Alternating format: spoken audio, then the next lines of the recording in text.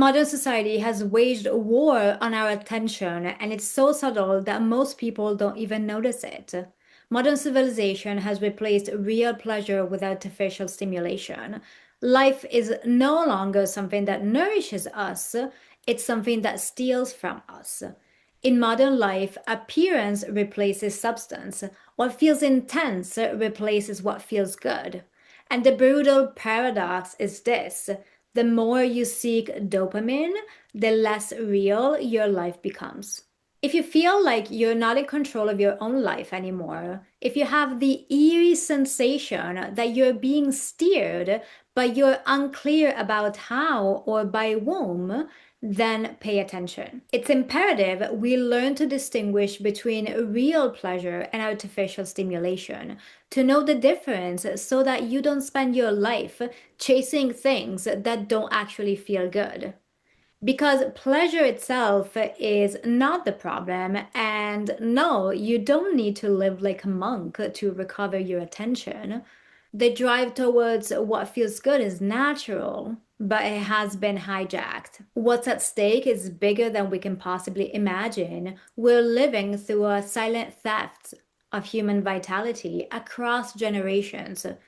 The current attention dopamine ecosystem is designed so that your life stops belonging to you and starts belonging to the system. And there's no greater danger than a life that doesn't feel real. Most of what we call pleasure isn't pleasure at all. Real pleasure, real enjoyment is primal, alive. It feels like nourishment. It expands your energy. It has warmth. It has direction. It doesn't feel frantic. It doesn't feel comparative. It doesn't feel like you're chasing something that never feels like it's enough. But most of what captures our attention today doesn't feel like that. It feels agitated, uncontrolled, designed to leave us unsatisfied. Modern life is saturated with stimulation and increasingly devoid of pleasure. And the consequences are enormous. Today's society is chock full of dopamine and very much empty of real nourishment. We chase quick hits, we chase distraction, we chase relief, we chase validation. Scrolling, pornography, video games, food addiction, overworking. We chase what will make us look good in the eyes of others. And when we get those things, we feel nothing. And the loop begins again because you were not truly hungry for those things. You were just compensating for a life that doesn't feel real. Most of what we call pleasure is actually that: compensation, addiction, projection. It's displaced vitality, life redirected into substitutes. We pursue more and more stimulation while we feel dead inside. This type of artificial pleasure is restless. It's urgent. It's always looking sideways. It's the result of a society that has replaced real life, real contact with spectacle. Guy Debord calls it the society of the spectacle. I call it spectator consciousness and life amnesia. We've collectively forgotten what it feels like to be alive. Artificial stimulation always asks, what can relieve me the fastest? Where can I run away to? How can I avoid what's uncomfortable? And if you pay close attention, you'll notice something unsettling. Most of what fills your day is never about real hunger, never about feeling good, never about being proactive. It's distraction. Distraction from emptiness, distraction from the lack of meaning you feel in your own life, distraction from what you want to create, but you don't have the courage to. When you lose contact with aliveness, you take the raw current that was meant to move through you and you project it outward onto achievement, onto recognition, onto status, onto overworking. You start chasing instead of feeling. You're distracted, not because your brain doesn't work well, because modern society is explicitly designed to keep you that way. Modern society is explicitly designed to steal your attention. You say, oh, I'll check social media just one more time. I'll take just one more bite. I'll just play for 5 more minutes. Next thing you know, you've been scrolling for 5 hours and have eaten the entire box of cookies. You seek out those things because you think they will help you feel something. They will help you feel real. And for a moment, they do help you. There's a dopamine spike, a surge, a release, but it doesn't last because what you were chasing wasn't the thing itself, it was the feeling of being alive. Here's the problem: dopamine cannot replace contact. Modern society doesn't just steal your attention, it steals your aliveness and it sells you projected vitality. It convinces you that the next scroll, the next upgrade, the next visible bite will finally make you feel alive. But what's missing isn't external. What's missing is contact. There's a profound difference between real pleasure and fake stimulation. Real pleasure is organic, it arises from within, it has a rhythm, while artificial stimulation is imposed. It's inherited. It's absorbed from your environment. You don't even remember when you learn to want it. You wake up every day getting trapped inside dopamine loops you never consciously chose. There's a paradox no one names. Real pleasure feels boring to the mind addicted to dopamine. The more you rely on artificial pleasure, the less you recognize what actually feels good until nothing feels convincing anymore.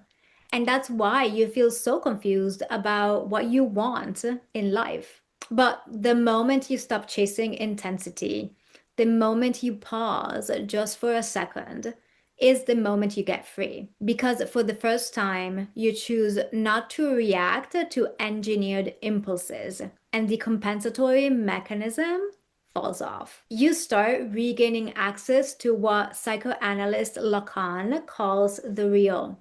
That is to say, unmediated experience. In that split of a second, you realize something quite radical. You were trying to manufacture aliveness instead of feeling it. You mistook dopamine for pleasure, artificial stimulation for nourishment, quick satisfaction for real, long lasting enjoyment. And the instant you see that clearly, something unclenches. You don't become less addicted. Your life doesn't shift overnight. You don't suddenly become more disciplined. You simply, for a brief moment, stop outsourcing your aliveness. Modern society doesn't just steal your attention, not just your force, not just your productivity. It deprives you of direct access to what feels good, to the point that you can't even fully recognize it anymore. It robs you of your ability to feel the raw current of being alive before it gets turned into a product, before it gets turned into distraction. Until we name this loss, we'll keep confusing pleasure with stimulation. We'll keep ourselves distracted in order to feel release, but we'll never feel real satisfaction. The shift is not to stop all stimulation all of a sudden. The shift is this: stop chasing vitality and begin allowing contact. Aliveness returns quietly when it is allowed to, not in grand gestures, not in surges of release, but as quiet sensation, something you can barely recognize at first. The feel of something you love to wear, the pleasure of reading a book without checking your phone, drawing your favorite character just because you want to. It begins very small, not dramatic, not marketable, not optimized, not intense, just contact. And as contact returns, something reorganizes. You stop seeking distraction. You begin being more present to your own life. You stop needing things outside of you to feel happy. Not because you've decided to become a monk, you can if you want, but because you no longer let outside mechanisms run your life. Your life begins to take shape around what feels alive, what brings long lasting pleasure, instead of what gives you a quick win. That's the macro shift. Your existence stops being a way to avoid reality and it becomes aliveness taking form. You don't manufacture this, you just stop blocking it. You don't add something new to your life, you just remove what was covering it. And what you discover was that the current was never gone, it was just waiting. Under the scrolling, under the video games, under the cookies, waiting for you to stop mistaking dopamine for being alive. And the moment you feel that difference, you realize nothing essential was ever missing. It was only misdirected. The first step is to realize that most of what we call pleasure today was shaped for you. The way we've been taught to pursue it never ends. It always points to something just a tiny bit out of reach. The next post, the next like, the next video. But once you see the mechanism clearly, once you recognize it for what it is, something shifts. You stop letting your life be steered for you. And when you stop, you'll finally feel what was meant for you all along. Freedom. Not because all of a sudden you feel great all the time, but because you're no longer running away from what's there. And in that freedom, something extraordinary happens. You begin to touch what is already here. Not the distraction, but life itself. Life unmediated, unprojected, unperformed. The air, the room, the body, this moment. And you realize nothing was ever wrong with you. You were simply living inside a structure that redirected your vitality outward. Aliveness was never missing, it was waiting for you to stop chasing it. Hey, thank you for watching. If what I'm sharing resonates with you, make sure you hit subscribe to be notified when new videos are released. And if you want to go deeper, I share longer reflections, frameworks, and updates in my newsletter. The link is below. This channel is a growing body of work about restoring aliveness in a world that quietly trains you to live at a distance from your own life.